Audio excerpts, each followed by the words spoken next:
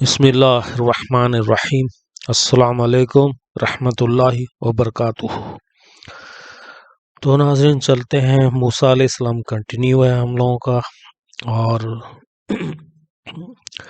یہ ہم لوگوں نے دیکھا تھا کہ فرعون جو ہے اس کے ساتھی جو فوجی جو ہے وہ غرق ہو گئے سمندر میں۔ تو اس میں کچھ علماء کا یہ خیال ہے کہ بنی اسرائیل کو فرعون کی موت کا جو ہے یقین نہیں آ رہا تھا، کیونکہ ان کی غلامی میں رہتے ہوئے ان پر اس کی چڑھائی کا ایسا اثر پڑ گیا تھا کہ وہ اس کی موت کا یقین ہی نہیں کر رہے تھے۔ تو اسی طرح فرعون کی جو قوم ہے اس میں بھی یہ بات مانی جاتی ہے کہ وہ تو اللہ کا بھیجا ہوا فرشتہ ہے۔ فرعون کی قوم میں یہ بات مانی جاتی ہے، وہ ہمارا الہ ہے، اسی لیے اس کو کبھی موت نہیں آ سکتی۔ تو ان جاہلانہ باتوں کی جو ہے مخالفت کرنے کے لیے اللہ نے اس کی لاش کو جو ہے سمندر کے کنارے پھینک دیا، تاکہ اس کے بعد آنے والوں کے لیے جو ہے نشانی بن جائے۔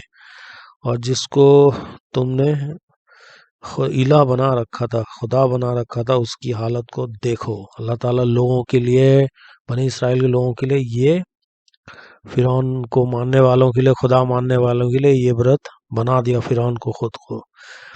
یعنی فرعون اور اس کی فوج سمندر میں ڈوب کر مر گئی، اور آخر وقت کا ایمان فرعون کو ڈوبنے سے نہ بچا سکا۔ اس حادثے کو یہودیوں نے تہوار بنا لیا ہے۔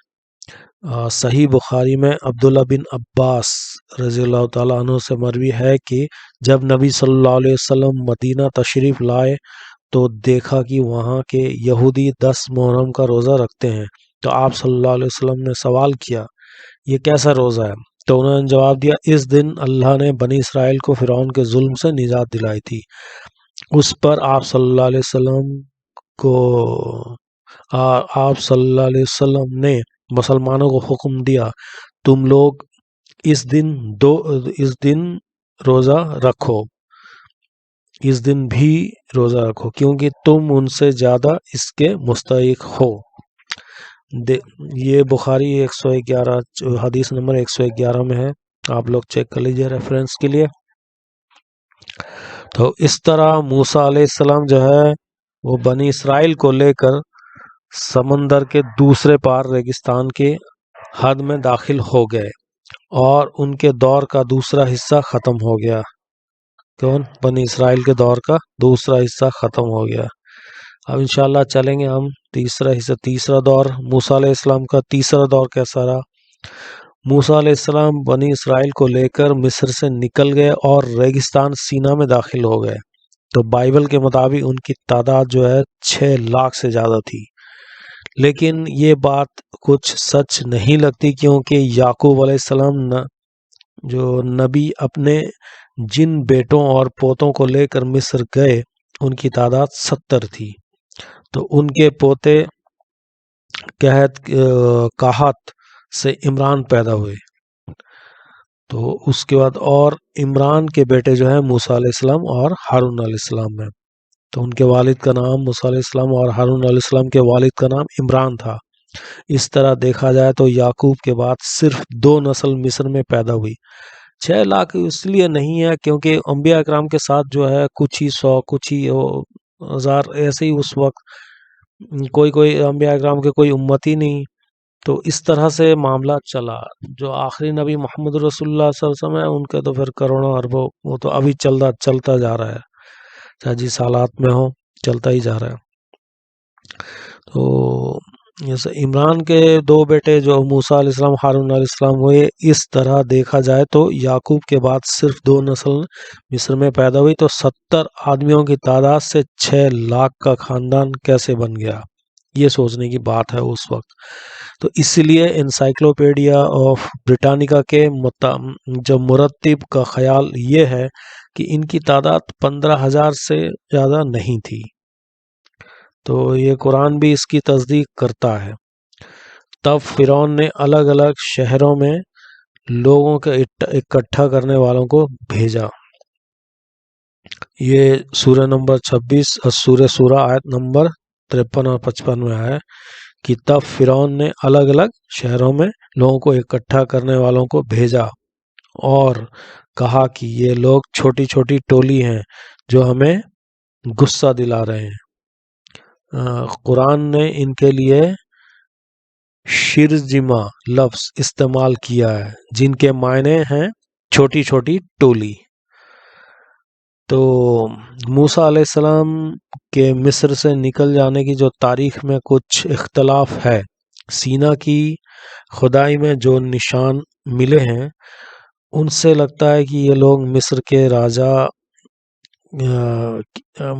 منفتح جو رامسیس دوئم کا بیٹا تھا کے زمانے میں حکومت سے نکلے، جس کا زمانہ 1527 سے 1427 حضرت عیسیٰ علیہ السلام سے پہلے تھا۔ اب دیکھتے ہیں کہ ریگستان سینا میں کون کون سی خاص باتیں پیش آئی۔ تو کون کون سی خاص باتیں پیش آئی؟ نمبر 1 ہے ریگستان سینا بہت گرم ہے، وہاں کچھ پیدا نہیں ہوتا۔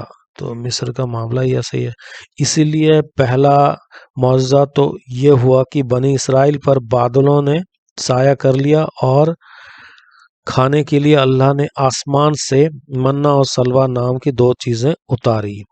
یہ قرآن سورہ نمبر 2 البقرہ آیت نمبر 57 میں ہے۔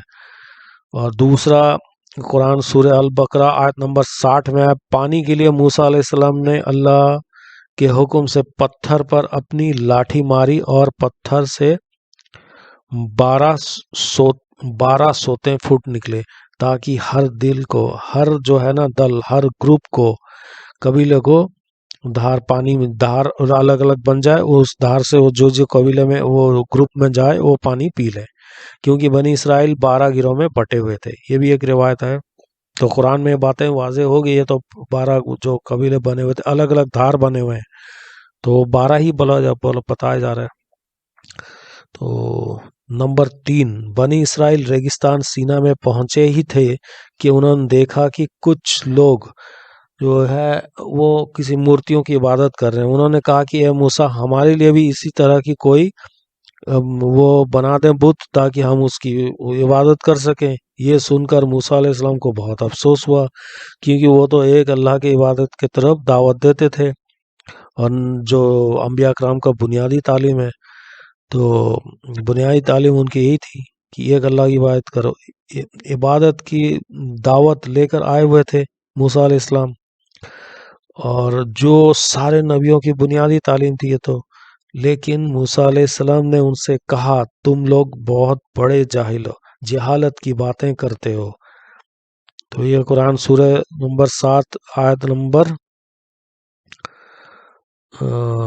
138 میں ہے۔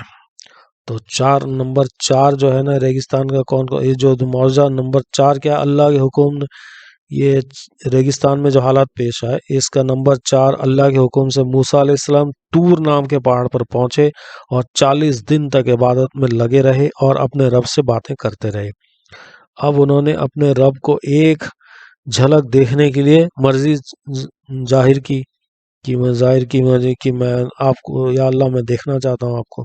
اللہ نے کہا تو مجھے نہیں دیکھ سکتا، پہاڑ کی طرف دیکھ، اگر وہ اپنی جگہ پر قائم رہا تو دیکھ سکتا ہے۔ پھر اللہ نے اپنا نور پہاڑ پر ڈالا تو وہ چکناچور ہو گیا اور موسیٰ علیہ السلام بے ہوش ہو کر گر پڑے۔ یا اللہ، جب ان کو ہوش آیا تو وہ اللہ کی بڑائی بیان کرنے لگے اور یہ اپنے جو بات کیے تھے اس پر پچھتانے لگے۔ یہ قرآن سورہ نمبر 7 میں، سورہ نمبر 7 آیت نمبر 143-44 میں آیا ہے۔ پھر 5 نمبر کیا حالت پیش آیا ریگستان میں، یہ آیا کہ 40 دن کی عبادت کے بعد اللہ نے موسیٰ علیہ السلام کو جو ہے وہ تختیاں دی جن پر بنی اسرائیل کے لیے ضروری نصیحتیں لکھی گئی ہوئی تھی۔ تو یہ سورہ نمبر 7 سورہ الاعراف آیت نمبر 145 میں ہے۔ 6 نمبر، جب موسیٰ علیہ السلام تختیوں لے کر اپنی قوم بنی اسرائیل کی طرف واپس آئے تو دیکھتے ہیں لوگوں نے سونے کا ایک بچڑا بنا لیا اور اس کی پوجا کرنے لگے ہیں۔ تو موسیٰ علیہ السلام ناراض ہو اٹھے، انہوں نے غصے سے تختیاں بھی پھینک دی جب غصہ ٹھنڈا ہوا تو تختیاں اٹھائی جن میں ان کے لیے نصیحتیں لکھی ہوئی تھی۔ اب پھر سورہ 7 نمبر کا ہے، 7 نمبر ریگستان کا واقعہ ہے کہ اب وقت آ گیا کہ بنی اسرائیل اس پاک زمین کی طرف بڑھیں جن کا اللہ نے ان سے وعدہ کیا تھا، لیکن بنی اسرائیل بڑے بزدل نکلے۔ انہوں نے فلسطین میں داخل ہونے سے انکار کر دیا اور کہا کہ وہ لوگ جو ان میں تو بہت بڑے طاقتور لوگ رہتے ہیں، تو جب تک وہ نہیں نکلیں گے ہم ہرگز داخل نہیں ہوں گے۔ بس اللہ نے 40 سال تک ان کو سینا میں بھٹکنے کے لیے ایسے ہی چھوڑ دیا۔ وہیں موسیٰ اور ان کے بھائی ہارون علیہ السلام کا انتقال بھی ہو گیا، اور مصر سے آئے ہوئے بنی اسرائیل کے زیادہ تر لوگ جو ہیں ان کا انتقال ہو گیا۔ جب نئی پیڑھی جوان ہوئی تو ان کو لے کر یوشع ابن نون جو ہے ان کو پاک گھاٹیوں فلسطین میں داخل کرایا اور وہیں کے رہنے والوں کو ہرایا۔ تو یہ صحابی تھے موسیٰ علیہ السلام کے۔ اس طرح بنی اسرائیل کے ساتھ اللہ کا کیا ہوا وعدہ جو ہے وہ پورا ہوا۔ تو انشاءاللہ یہ ٹاپک لمبا ہو جائے گا، پھر انشاءاللہ پھر آئیں گے۔ تب تک آپ لائک اور سبسکرائب کریں، اسے شیئر بھی کریں۔ تب جزاک اللہ خیر۔